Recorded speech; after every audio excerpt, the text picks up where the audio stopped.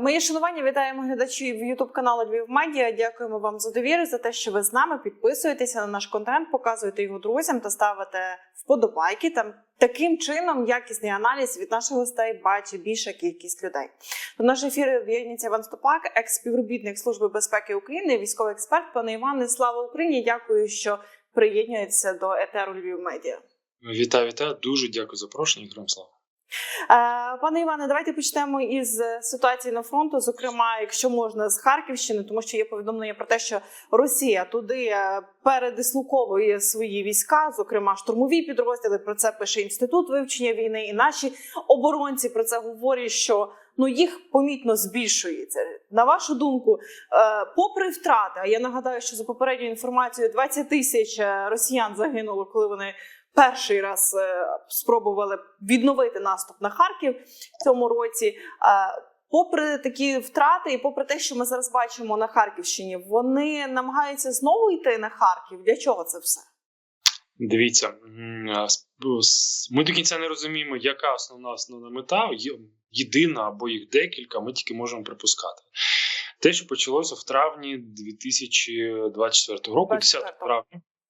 24 року, зараз це вже почалося, 10 травня, коли вони розпочали свій наступ, ми бачили декілька цілей, що вони можуть спробувати досягнути. Перше – це порізати сполучення з Куп'янським лиманом. Можна дійсно створити таку ситуацію, коли нашим військам, які там знаходяться, було б неймовірно важко триматися, логістика порушена. Це могло бути.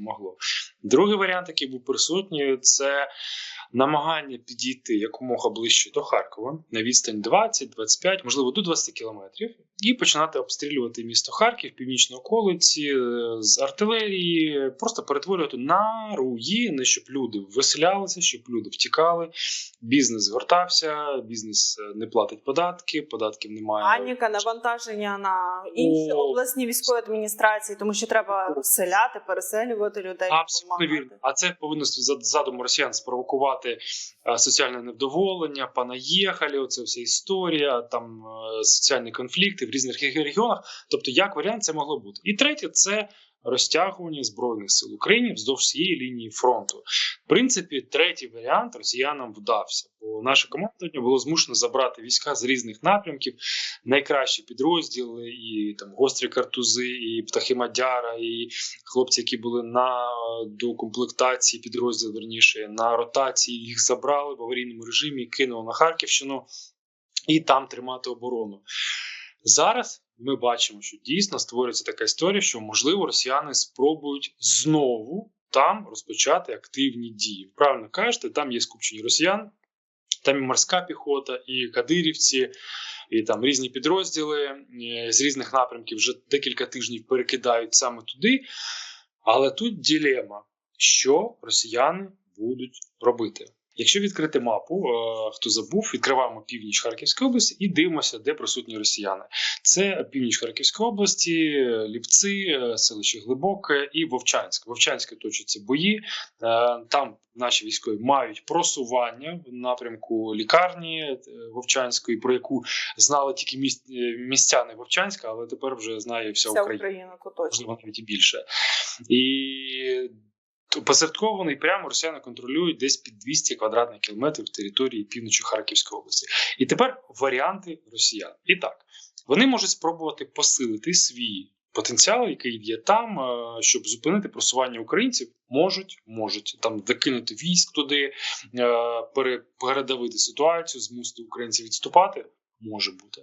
Можуть спробувати до Липців, до Вовчанська додати ще третє щось. Можна, якийсь третій напрямок в Харківській області може бути.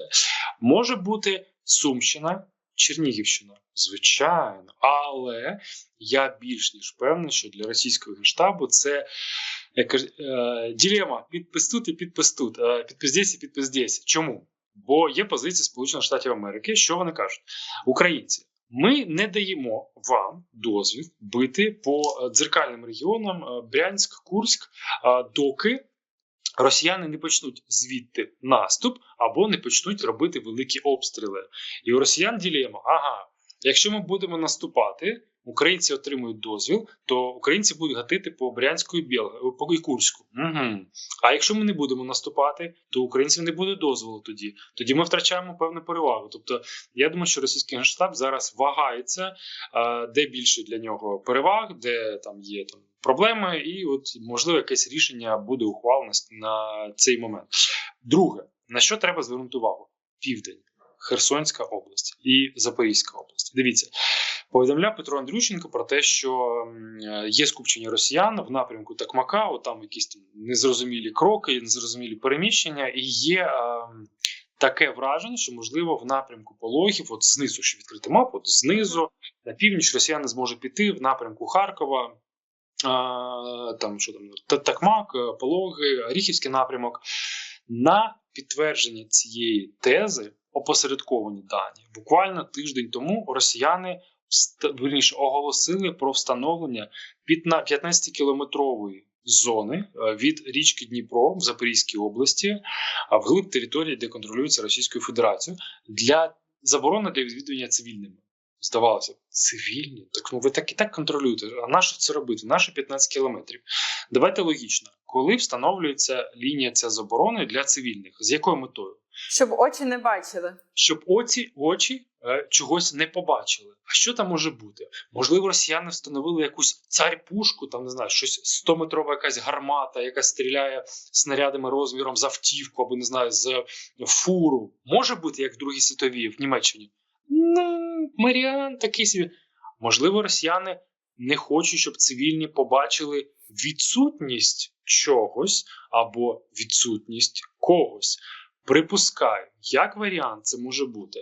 Росіяни забирають з цієї 15-кілометрової території, бо у нас в кринках немає, забирають свої війська тихенько, щоб Україна не бачила, перекидають туди, куди потрібно, залишають відсотків 10-15 від того, що було, сподіваючись, що України сил вже не вистачить, плацдарму в кринках немає, українці про це не дізнаються, і тому цивільні зась вхід заборонений, щоб українці ні про що не дізналися, а ми тут начебто оборону тримаємо, але звільняємо певний людський та технологічний ресурс. Тільки так, поки що я можу пояснити ось такі маневри росіян на півдні Херсонської і Запорізької областей. Скажіть, я вірно вас почула, що ці маневри, це їх вивільняють для того, аби наступати на Харків? Або на Харків, або на північ Запорізької області, в напрямку Запорізької області. Тому я припускаю, бо іншого якогось пояснення логічно, нащо вводити таку 15-кілометрову територію заборони відвідувати цивільному. Зрозуміло, що цивільний прийде, якщо він проукраїнський налаштований, побачить, що окопи пусті, техніка виїжджає. Що він робить? Фотографує, висилає, наприклад, в ГУР, і тут же розумієш, ага, тобто росіян людей не вистачає, техніків не вистачає, вони їх забрали на інший напрямок, а тут голі босі з гірком в кишені, тобто можна брати пустими руками, якщо є сили. Тобто я думаю, оце ось намагання росіян прикрити свої тили ось такою інформаційною атакою. Якщо говорити про атаку наступ росіян на Донбасі, пане Іване, за яких обставин він може, що називається, захлопнутись? Поки що, на жаль, в них сили є. Навіть за відсутності на багатьох напрямках, відсутності важкої техніки, вони наступають пішими порядками. Пішо. На своїх двох. Туди на своїх двох, назад, як вже під фортане. Перепрошую. Як карта ляже. Активно використовують Desert Cross, це гольф-кар, їх називаються китайські автівки. Так, вони не броньовані, але їхня головна мета – всадити в себе, 5-7 до 10 людей, як можна, навантаження з точки А в точку Б швидко перемістити, викинути людей в посадку. Вже не йти ногами і не тарабанити. Так, повернутися назад, забрати нових і підкинути знову. Переходять на мотоцикли. Так, це виглядає смішно, але мотоцикли вони є. Останнім часом з'явилися мотоцикли з спеціальними пристроями для встановлення димової завіси. Тобто мотоцикліст мчиться, в нього на спині прив'язаний цей засіб, велика димова завіса, щоб безпілотник український не міг його наздогнати, але українські безпілотники, коли бачать периферію, всю перспективу, то видно, де той мотоцикліст, бо за ним величезна хмара підіймається того маскувального диму. І жарти жартами жартували про електросамокати. В Держдумі Російської Федерації казали, заберемо з Москви, з Пітера електросамокати, передамо мальчикам на фронт. Вже я бачив світлини з електросамокатами. Смішно, але ось відсутність техніки не зупиняє росіян від наступальних дій. Пане Іване, чи коректно казати, що Торецьк стане головною битвою літа? Торецьк, Нью-Йорк. Ну, Нью-Йорк для них... Турецька агломерація, якщо так. Так, Нью-Йорк для них це не перспективно, це іміджево, бо можна ж оголосити на всю Росію: ми взяли город Нью-Йорк, видати медалі за взяття міста Нью-Йорк. І ніхто не що... буде розбиратися, де саме цей Нью-Йорк. Пінг, абсолютно вірно, а для пропаганди там можна тижня-півтора говорити, що браві росіяни взяли місто Нью-Йорк, взяли этот Нью-Йорк, візьмемо і другой. Тобто це ж, ще раз, пропагандистська машина, вона все з'їсть, і взагалі я довго був здивований, чому вони не сконцентрувалися на цьому місті, бо воно ж таке медійне, їсти тривалий період часу. Торецьк, так, важливо. Всі ці міста, ми з вами казали, це виключно автобусні зупинки на шляху росіян до виходу на адмінмежі Донецької області.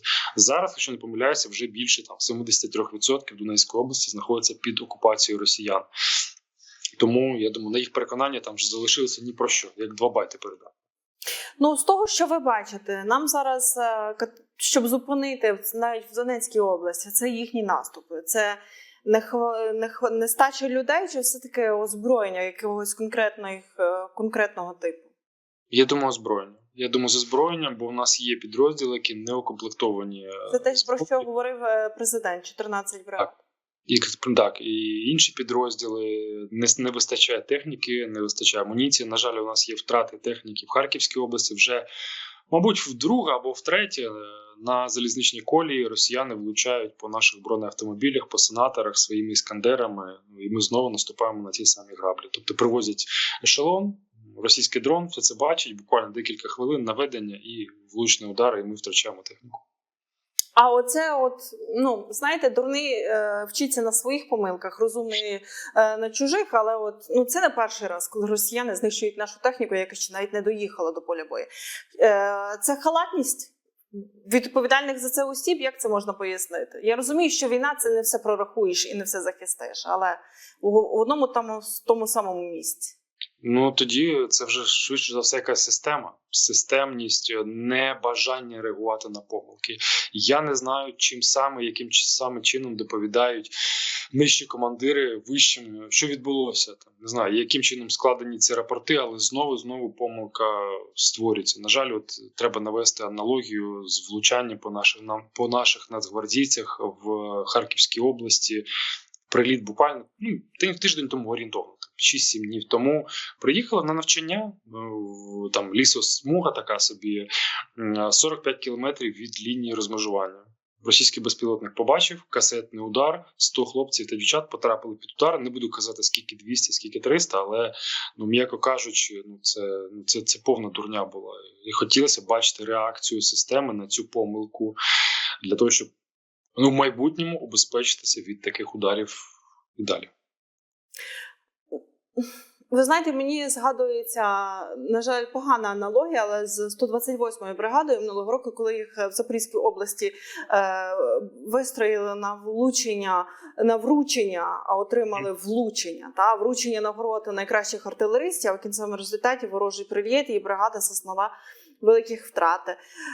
Знову ж таки, системна некомпетентність. Для чого відправляти нацгвардійців на навчання саме туди, за 40 метрів від розмежування? Навіщо наражати на небезпеку? Не готовий сказати відверто. Не тому, що я не хочу, я просто дійсно не знаю, чим керувалися ці військові. Звісно, як на мене, перша думка – це радянські догмати. Радянські догмати, все повинно бути прямо, паралельно, перпендикулярно.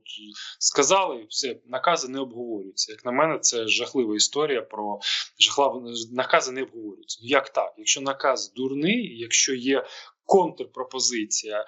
Це ж все йде родом з Радянського Союзу. Я вказівку дав, ви виконуєте. що хочете, зробіть, а потім, якщо біда прийшла, то я перепихну відповідальність, спихну на когось іншого.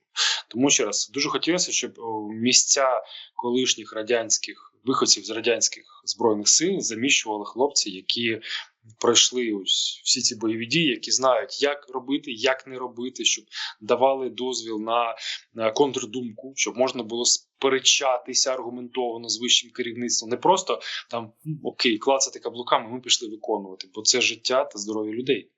Дивіться, я вважаю, що такі теми треба піднімати, про них треба говорити, тому що від цього залежить не тільки доля нашої країни, але й життя наших близьких людей, тому що в кожного є близька людина, яка стоїть зараз в силах оборони на захисті нашої держави, і якщо про таке не говорити, це значить не бачити проблеми, її замовчувати, а коли вона не бачиться, вона розростається в великих масштабах.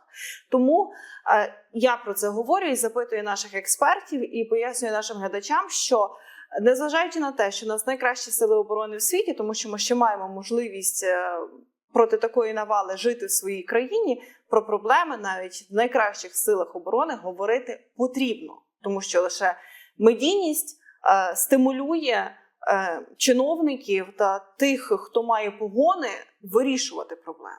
Інакше бути не може. Пане Іване, ви зі мною погоджуєтесь? Дивіться, я повністю з вами погоджуюся. У мене є ось такий мій догмат, з яким я намагаюся ось ці роки війни йти.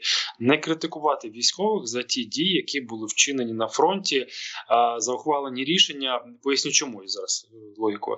Бо ми не знаємо чи було доречно відходити від того населеного пункту, чи треба було його тримати. Звісно, що нам в тилах, що там відступили, треба було тримати, або на що ви його тримали. Ми ж не знаємо, ми ж не знаходилися у взутті цих військових. Ми не розуміли, за яких обставин, умов, під яким тиском вони там знаходяться. Значить, якщо відступили, не було можливості. Тобто такі моменти для критики я залишаю виключно військовим. Вони хай між собою можуть проговорити, бо нам тут не видно, але ми тут починаємо. А ще ось, що мені подобається такий варіант в лапках, коли людина сидить десь в Гданську і каже, тільки кордони 91-го року, або десь в Лос-Анджелесі. Що ви там здумали з росіянами перемовини вести? Секундочку.